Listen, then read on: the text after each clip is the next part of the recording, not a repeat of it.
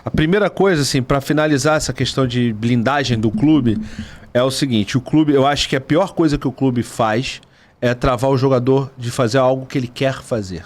Perfeito. Quantas vezes... eu não sei como funciona no Vasco. Quando eu precisei do Vasco lá, com o Souza, como eu te falei, o pessoal super solícito e tal. Mas quantas vezes, se não aconteceu com você, tudo bem, mas quantas vezes você falou, pô, vamos fazer, maluco, vamos, mas eu tenho que ver com o Vasco. Pô, o cara quer fazer. Várias não, mas vezes. Aí não vai. Então, cara, o cara quer fazer, irmão. Deixa o cara fazer, porra. Sabe? Você não tá lidando com criança... Ou com o que você vai botar uma casca de banana, vai, e aí aquela mulher, eu traí minha mulher. Porra, não vai falar, sabe? Porque o Flamengo deu o Vasco é uma merda. Não vai falar. E outra, a gente, no papel de entrevistador, você citou o Rica, citou o Free Clear, todos assim, né, num alto nível, o pessoal do Flow também, o Flow Esporte Clube e tal. A galera não faz isso, cara. A galera não faz pergunta traíra. É claro que o jogador, uma vez ou outra, entrega alguma coisa. E é porque ele quer falar.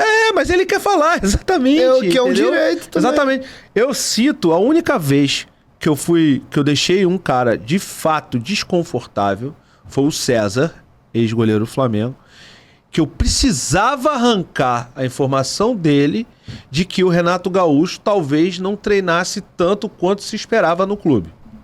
Eu sabia disso. Todo mundo falava disso. Interna e externamente. Foi um mau treinador? Não, foi ótimo. O Renato Gaúcho levou a gente na final da Libertadores e a gente só não ganhou por uma infelicidade, porque o Palmeiras estava se jogando para segurar o tempo para ir para os pênaltis, pô.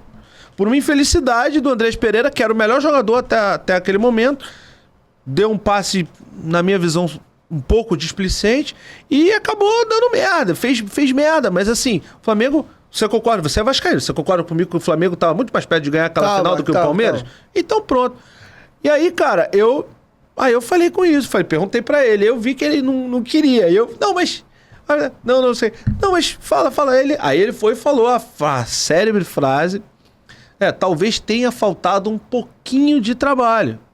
Mas antes dele falar isso, ele falou, não, o Renato trabalhou bem, a gente gostava do Renato, o Renato gostava da gente, o Renato dava boas preleções, o Renato dava bons treinamentos. Cara, ele falou muito bem do Renato. E aí eu consegui o corte que eu queria. Mas foi a única vez, e até pedi desculpa pra ele. Depois o Renato, anos depois, respondeu.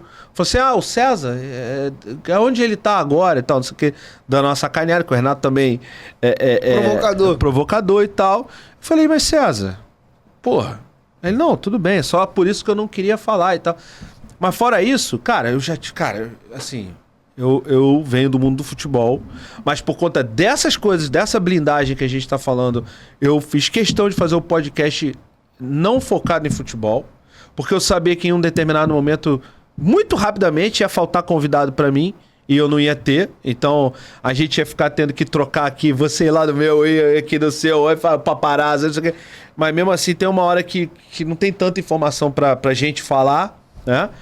Então por isso que eu não foquei no futebol. E aí, cara, você tem esse problema. O jogador quer fazer e é blindado. Você falou das entrevistas de 3, 4 horas.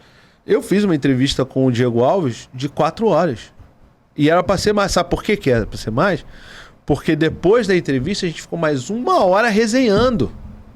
Eu, ele e o Rafa. O Rafa tava comigo. Uhum. O Rafa ouviu coisas que ele não vai falar, obviamente. Eu espero, sim, o Rafa. Porra. Mas, cara, de coisas que aconteceram, entendeu? E assim, não foi de 4 horas maçante. Não foi. Ele fala pra mim, não foi ótimo e tal, não sei o quê. Mas realmente, às vezes é maçante. Às vezes, mas você entende. Se a gente que tá nessa posição, a gente sabe. O gesto corporal quando o cara tá de saco cheio já e quando tá bem. E assim, como a gente tá nessa posição e a gente sabe que a gente tem que pisar em ovos, você não abusa, eu não abuso, o Rica não abusa. A gente não abusa, a gente sabe que o momento que o cara quer parar. E tudo bem. E aí, tem uma outra vantagem, que foi o que você falou, né, de podcast e tal, mas uma vantagem que você não falou é que com o tempo, sem necessidade de você atender a uma demanda do clube ou uma demanda da própria TV, que o cara fala 40 minutos e você tira 2 minutos do que ele falou só, o resto tudo você joga fora, No nosso caso, não. Mesmo nos cortes, a gente não edita parada pra parecer sacanagem. O corte a gente deixa a fala do cara inteira. Você faz isso, eu faço, todo mundo faz isso. Então, assim, não tem edição. E com isso, não tem sacanagem. Inclusive tem o ao vivo. Exatamente. Tá salvo lá, você pode conferir exatamente. e tem o corte. E tem o corte.